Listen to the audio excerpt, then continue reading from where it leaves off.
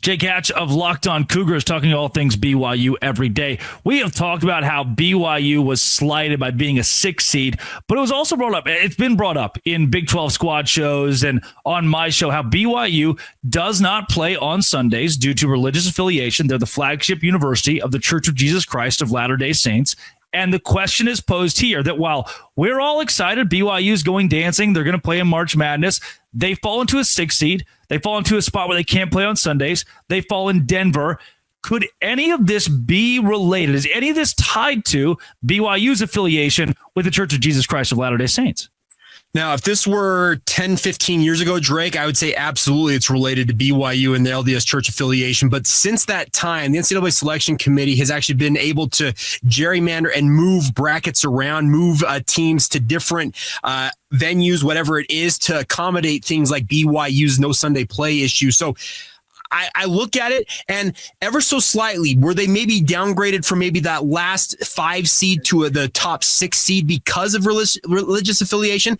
I don't think that's necessarily the case. I think it's more due to the fact that they're just simply trying to find slots to put BYU in. And if you were to tell me, Drake, it was playing at maybe, and this is all hypothetical at this point, potentially playing a 5 seed and playing in the likes of Lexington or a Providence, Rhode Island, that type of location versus being a 6 seed and playing in Denver, which is an hour and 20 plane minute ride away from home, I will take that 6 seed in that circumstance. I just don't necessarily buy in this day and age the religious affiliation downgrade.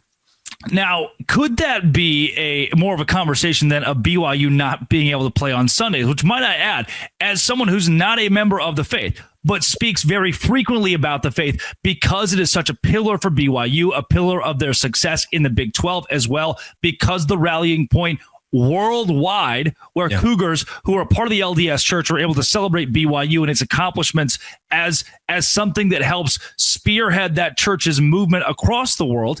As someone, again, not a part of the faith, but happy to advocate for the positive things it brings to the Big 12, them not playing on Sundays is a great way to stand your ground and say, look, we are a religious institution that takes it seriously enough. We will not forfeit this piece of what we're committed to. And the NCAA has now said, look, yes, we'll give you that. BYU wasn't going to fold. Eventually, the powers that be had to for the NCAA and governing bodies in college athletics. But the question goes back to, because of that, Jake, and you kind of alluded to this, but I want to go a bit deeper there. Because of not being able to play on Sundays, if BYU could feasibly play on a Sunday, does that mean they're a 4 seed or a 5 seed here, right? Because you take it intrinsically, it's tied to the LDS faith, not really right down the middle, the reason, but because of the Sunday rule, is this why BYU is a 6?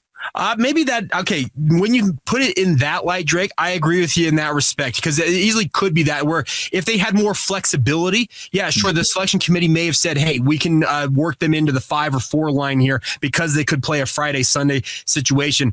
This goes back multiple decades, Drake, but there was a push at one point for the NCAA to essentially end all religious exemptions in the case of like a BYU or no Sunday play. They would have just said, hey, if you can't play on Sunday, tough noogies, and you're going to have to just deal with it. But BYU had multiple other universities who owed them no favors step up to the plate and say, no, BYU stands their ground on this. We're going to back them up on this. If they don't want to play on Sunday, make the exemption, put it in the bylaws. And that's been on the books for decades now for the NCAA. BYU will stand that ground until the end of time, Drake. They are not going to budge on it. They've had their rugby team, for example, which is a club sport. I understand that. But their rugby team for multiple decades was unable to win a national championship despite being one of the premier rugby programs across the country because, simply put, the tournament and the final for the rugby national championship was on a Sunday. They wouldn't budge off of it. BYU said, hey, we'll participate, but if we make it to the championship, it's on a Sunday, we'll forfeit. And they did that multiple times. So the light you painted in there, I agree with you. Maybe if they did have that flexibility, hypothetically, yeah, they probably could have found themselves a little bit maybe higher up on the seed line, but I don't think BYU minds standing their ground and doing what they've always done. I've heard a lot of BYU fans mention as the time has gone on since this was all announced that being a 6 seed, especially in Denver, is actually pretty similar to being a 3 seed. So, it's as gross as it is to be a 6 seed again for BYU. I know there are a lot of war stories that come with that. Being on that line again, is it the same as a 3 seed? It's gonna worry some Cougar fans, obviously, because of what happened against Duquesne last year. Obviously, there's just bad memories of them they had a record spread last year. It was 11.5, I think, was the spread at tip-off in that game. The biggest spread for a 6-11 matchup in NCAA tournament history, Drake. And we all know what happened. It was just an awful result for BYU, a one-and-done situation once again. I get that there's some of those battle scars that exist because of that, but I'm telling you, if they can find, and we said this earlier on in the podcast, they can find a way past this VCU squad, I feel a lot more confident for BYU against Wisconsin than I do against VCU, and that's crazy to say when it's an 11 versus a 3 seed. Yeah. Kevin Young and what he's brought to BYU here, I mean, I see BYU fans that are still following Mark Pope at Kentucky. They're still following kind of his every move, and they're monitoring him. That situation, the way it ended, the guy who comes in and helps lead a great team, loses to Duquesne, leaves for Kentucky as their 8th option. For BYU fans, what is Kevin Young bringing to the program that this basketball team has never had before? Elite talent, first off, because BYU's had some pretty good teams in their history, Drake, but they have never had the number 1 recruit in the recruiting class. And I know that's next year with AJ DeBonsa coming to BYU, but the likes of Jaeger Demon and Cannon Catchings are recruits BYU fans always dreamed of having, but never in their heart of hearts were like, hey, that's a realistic possibility for us. Those are guys on this year's team. That's the one thing is he brings a street cred and a recruiting profile that no other BYU coach I feel like can match. He can go out and get essentially anybody he puts his mind to. When he proved he could get AJ DeBonsa to sign with BYU, Stephen A. Smith's face when he announced that on First Take told me everything I needed to know. He was like, are you kidding me? BYU? And it's shown that Kevin Young, his relationships in basketball with pro players like guys like Kevin Durant, Chris Paul, Devin Booker, the fact that he can have them on speed dial, put them on the phone with any recruit that wants to, think about what Joel Embiid thinks about me being a good coach. And you can call up Joel Embiid for a big man and say, hey, Joel, tell this kid what I can do for him in his basketball career. And Joel Embiid will speak glowingly of Kevin Young.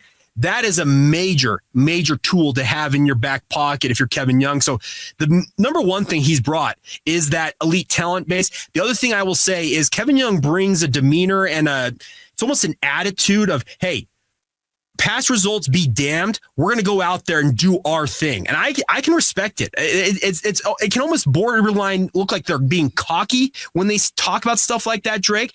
But I love the boldness that he approaches his side of the game from. Yeah, Jake, faith standpoint, culture standpoint as well. I know that's something that is so important to those at BYU. What has Kevin Young brought into the fold that is, and I say brought intentionally, what has he brought into the fold that helps maintain long-term culture at BYU in the athletics department? I think he's trying to obviously prove that he can send guys to the NBA from BYU. Now, there have been guys who've gone to the NBA from BYU in the past, but we're talking he wants to have lottery-type selections every single year coming out of Brigham Young University in Provo, Utah. But he also understands this is a faith-based institution, as we already talked about. They will not bend on certain things that they hold near and dear to their hearts. They're non-negotiables in BYU and the way that the BYU athletics department will always operate. He's trying to meld those two things, and I respect the way he's gone about it. He is bold to the point of saying, we don't care about our past failures in the recent past in the NCAA tournament. We're a new team. We're going to go out there and prove ourselves on that national stage. But at the same time, he also understands that BYU is a faith-based institution and may, frankly, not be for everybody. And he will find the right guys that fit what BYU is all about. Jake, beautiful stuff today. I know that over the last couple of days, BYU fans have been a bit torn up over the way that things shook out on Sunday. But here you are with a chance, as good as anybody, of the 68 teams to make it all the way to glory and win a national championship. Jake, where can folks, listeners of Locked On Big 12 specifically, find more of your work? Yeah, I just search out Locked On Cougars wherever you get your podcasts. Also available on YouTube. If you want to follow us on social media, Locked On Cougars on Facebook, Instagram, or Twitter. And then you can see right here, it's actually our new graphics don't have it. My personal Twitter feed on or X is Jacob C. Hatch. You can hit me up there. I love to chat anytime with anybody who wants to talk ball. That's Jake Hatch. This has been and always will be Locked On. Thanks for making it your first listen every single day, a crossover with Cougars and Dose Grande.